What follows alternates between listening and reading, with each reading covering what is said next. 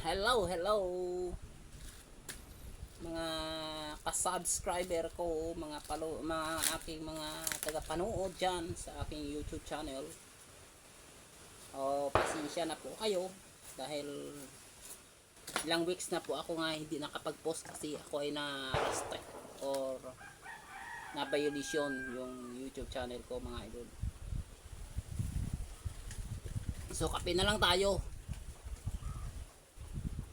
Daming mang violation ng video ko, mga idol, kaya nagkaroon ng penalty or strikes ang aking hindi na ako nakapag-post ng ilang araw, mga idol. Biruin mo, almost 1 month po ako nga hindi nakapag-post. So gulay na lang tayo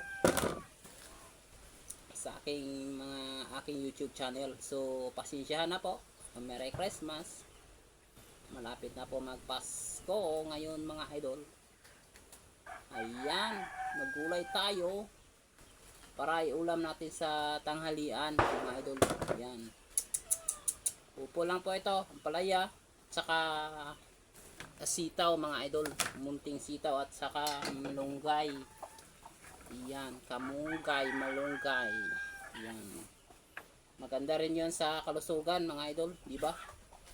Yun ang pinakamagandang gulay kasi walang chemical, walang spray, walang fertilizer ang ginagamit. Yun, maganda ang malunggay.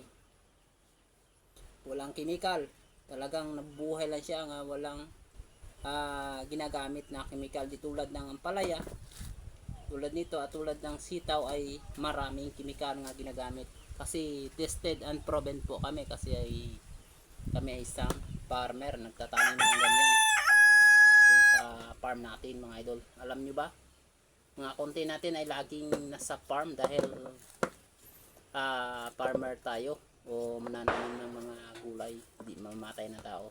Ano ba yan?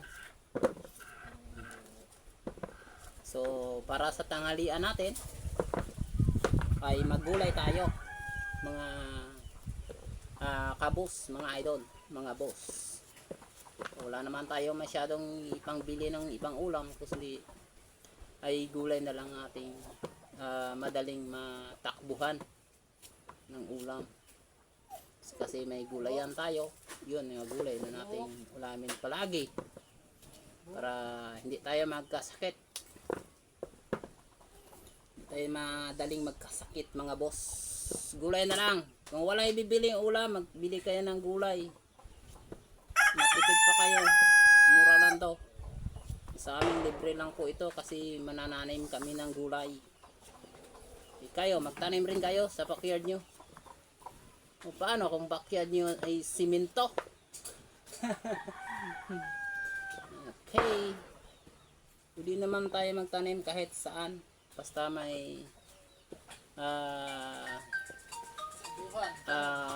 mayroon tayong porsigido tayo magtanim ng mga vegetable, mga idol.